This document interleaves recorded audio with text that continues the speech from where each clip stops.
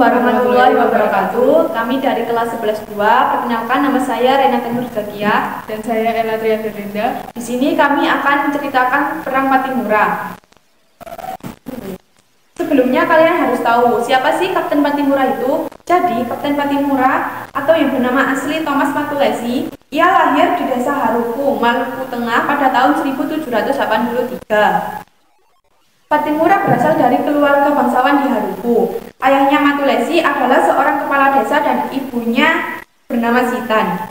Pattimura juga dikenal sebagai pribadi yang pemberani, cerdas, dan memiliki jiwa kepemimpinan. Selain itu, ia juga seseorang yang religius dan taat agama. Mengapa terjadi Perang Pattimura?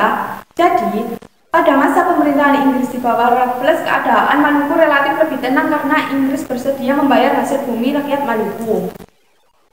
Tetapi pada masa pemerintahan kolonial Hindia Belanda, keadaan kembali berubah. Kegiatan monopoli di Maluku kembali diperketat. Dengan demikian, beban rakyat semakin berat. Ditambah lagi terdengar desas-desus bahwa para buruh akan diberhentikan untuk penghematan, sementara itu para pemuda akan dikumpulkan untuk dijadikan tentara di luar Maluku. Suatu ketika, Belanda memesan perahu Orambai kepada nelayan. Tetapi Belanda tidak mau membayar perahu itu dengan harga yang pantas. Bahkan perahu Orambai yang diserahkan kepada pemerintah Belanda tidak pernah dibayar. Oleh karena itu, para pembuat perahu mengancam akan mogok jika tidak dibayar. Presiden Saparua van den Berg menolak tuntutan rakyat itu. Kejadian itu menyebabkan kebencian rakyat Maluku semakin menjadi-jadi. Rakyat Maluku tidak ingin terus menderita di bawah keserakahan dan kekejaman Belanda. Oleh karena itu, mereka perlu mengadakan perlawanan untuk menentang kebijakan Belanda. Thomas Matulesi yang kemudian terkenal dengan gelarnya Pattimura dipercaya sebagai pemimpin. Lalu bagaimana sih awal Perang Pattimura itu terjadi? Gerakan perlawanan dimulai dengan menghancurkan kapal-kapal Belanda di pelabuhan. Para pejuang Maluku kemudian menuju benteng Dorstede. Ternyata di benteng tersebut sudah berkumpul pasukan Belanda. Dengan demikian, terjadilah pertempuran antara pejuang Maluku melawan pasukan Belanda. Dalam perang itu, pasukan Belanda dipimpin oleh Residen van den Berg. Para pejuang Maluku dengan sekuat tenaga mengepung benteng Dorstede dan tidak begitu menghiraukan tembakan-tembakan meriam yang dimuntahkan oleh serdadu Belanda dalam benteng. Sementara itu, senjata para pejuang Maluku masih sederhana seperti pedang dan keris. Jatuhnya benteng Dorstede telah menambah semangat juang para pemuda Maluku untuk terus berjuang melawan Belanda. Lalu bagaimana Belanda dapat merebut kembali benteng Dorstede tersebut? Belanda kemudian mendatangkan bantuan dari Ambon. Datanglah 300 prajurit yang dipimpin oleh Mayor Bedges. Pasukan ini dikawal oleh 2 kapal perang, yakni Nassau dan Eversen.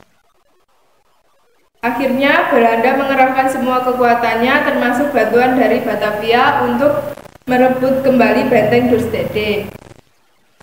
Dengan demikian, benteng Dorstede berhasil dikuasai oleh Belanda kembali. Lalu bagaimana akhir dari Perang Pattimura ini? Pada bulan November, beberapa pembantu Pattimura tertangkap, seperti Kapitan Paulus Taihawu, yang kemudian dijatuhi hukuman mati.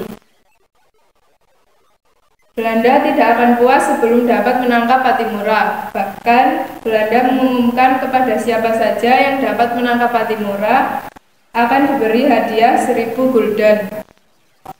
Setelah 6 bulan memimpin perlawanan, akhirnya Pattimura tertangkap.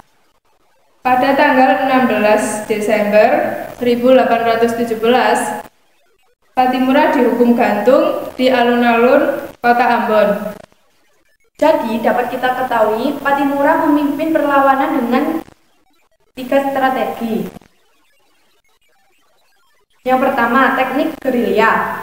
Patimura memimpin serangan mendadak dan cepat, memanfaatkan medan pegunungan dan hutan di Maluku untuk menyerang dan menghilang dengan cepat, membuat Belanda kesulitan melacak dan menghadapi mereka. Yang kedua, strategi perang asimetris. Patimura memanfaatkan pengetahuan lokal tentang medan dan cuaca untuk mengalahkan pasukan Belanda yang terbiasa dengan perang konvensional. Yang ketiga, memanfaatkan dukungan rakyat yang bersedia berjuang dan memberi informasi tentang pergerakan Belanda, memperkuat perlawanan dan membuat Belanda semakin sulit beroperasi. Kira-kira kesulitan apa ya yang dihadapi Patimura dan pasukannya? Patimura dan pasukannya menghadapi kesulitan dalam persenjataan, logistik, dan juga dukungan pihak luar. Mereka juga menghadapi pengkhianatan dari beberapa pemimpin lokal yang bekerja sama dengan Belanda. Sekian cerita perang Patimura dari kami, kurang lebihnya mohon maaf. Wassalamualaikum warahmatullahi wabarakatuh.